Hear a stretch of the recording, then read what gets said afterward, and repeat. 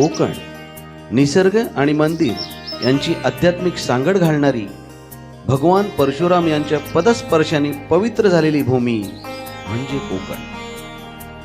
नैसर्गिक समृद्धीने संपन्न असलेली भूमी आणि म्हणूनच निसर्गालाच देव मानणारी इथली सांस्कृतिक परंपरा आणि इथेच ती देवभोळी माणसं.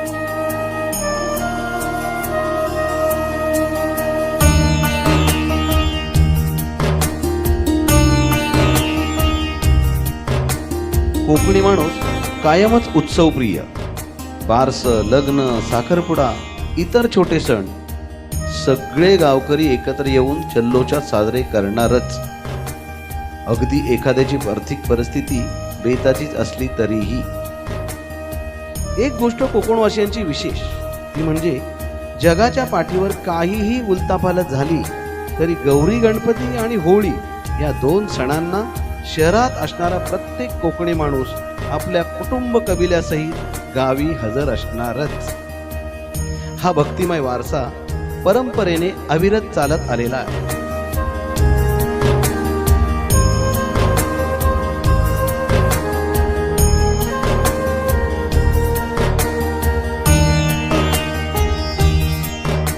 शिवरायांचं साम्राज्य असलेल्या सह्याद्रीच्या या शौर्यभूमीत, निसर्गाने नटलेल्या रत्नागिरी जिल्ह्यात चिपळूण व खेड तालुक्यातील चारगावची आई देवी रामवर्धायनीच्या कुशीत वसलेल्या आणि वाशिष्ठी नदीच्या किनारी असलेल्या काडवली काजवेवाडी गावातील हे हनुमान मंदिर.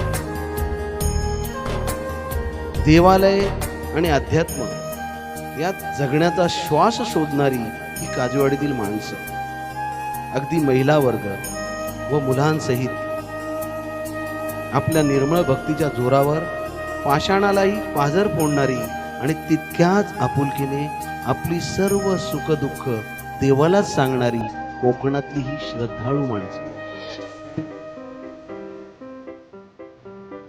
मंदिराचा अध्यात्म जपत काजवेवाडीतील ग्रामस्थांनी सदर मंदिराचा जीर्णोद्धाराचा संकल्प हाती घेतला. सर्वांनी कष्ट करण्याची तयारी दर्शवली, परंतु मुख्य प्रश्न होता आर्थिक बाबींचा.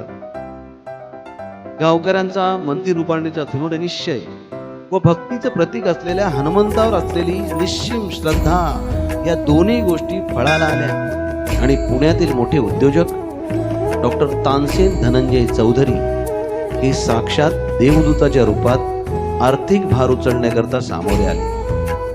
त्यांच्या अर्धांगिनी सौ पल्लवी तानसेन चौधरी याने देखील त्वरित या दैव कार्यास अनुमती दर्शवली. अहो इतकंच काय, तातडीने आवश्यक निधी हनुमान मंदिर ट्रस्टकडे सुपूर्दही केला.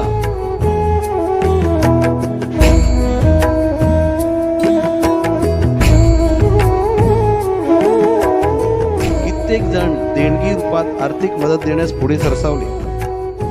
विशेष करून वाडीतील माहेरवाशिणी ज्यांचं बालपण याच हनुमंताच्या चरणी गेलं, त्याने देखील मंदिरासाठी आर्थिक योगदान देऊन जन्मस्थळाचे ऋण फेडले.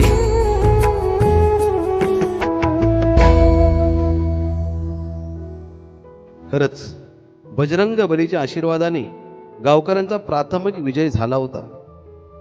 आता गरज होती ती श्रमदानाची. आणि परिश्रम करणं हे कोकणी माणसाच्या रक्तातच असतं हे वेगळं सांगायला नकोच. दिवस रात्र मेहनतीने सेवा देत काजवेवाडीतील ग्रामस्थ मंदिर उभारणीत उत्साहाने हातभार लावू लागले.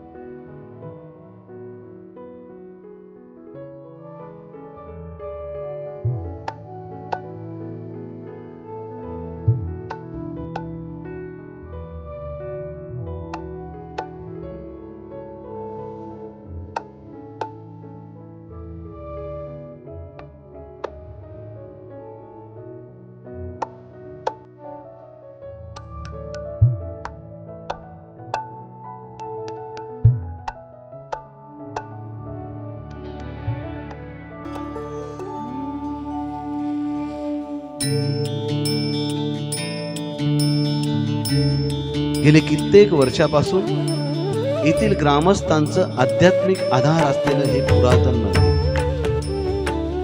नव्यानं उभारलेले हे सुबक सुंदर रेखीव असं मंदिर पाहिल्यावर देवालयाचा आध्यात्मिक प्रवास आणि स्थापत्यशास्त्रातील वैविध्य यांना जवळून नजरेत सामावण्याचा मोह टाळता येत नाही. कोकणातलं प्रत्येक मंदिर हे तिथल्या ग्रामस्थांचं आधार असतं, जिथे माथा टेकल्यावर कोणती तरी अदृश्य शक्ती त्यांचे अश्रू पुसते. याच पवित्र वास्तूमध्ये न्याय निवाडे करण्याची ताकद असते. हाच परंपरेने वर्षानुवर्ष मिळत आलेला आध्यात्मिक आधार टिकवायचा आणि जीर्णोद्धार करून जपायचाच हा दृढ संकल्प करून काजवेवाडीतील ग्रामस्थांनी जोमाने मंदिराचं काम सुरू ठेवून एक भव्य दिव्य असं हनुमान मंदिर उभारलेच. बऱ्याच ठिकाणच्या तीर्थस्थानी जे सुख समाधान शांती मिळते, तेच सुख समाधान शांती या मंदिरातील भगवान हनुमंताच्या दर्शनाने मिळते. हा एक साक्षात्कारच म्हणावा लागेल. सर्वांनी या पवित्र कार्याचे साक्षीदार व्हायलाच हवे, कारण या दैव कार्याचे खरे मानकरी तुम्ही सर्व देणगीदार आणि हितचिंतक. अशा शुभ कार्यास तुमच्यासारखी सहकारी माणसं भेटणं हा निव्वळ दैवयोगच.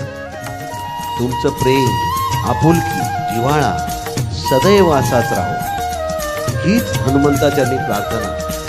पुनश्च सर्व देणगीदार आणि हितचिंतक यांचे आभार.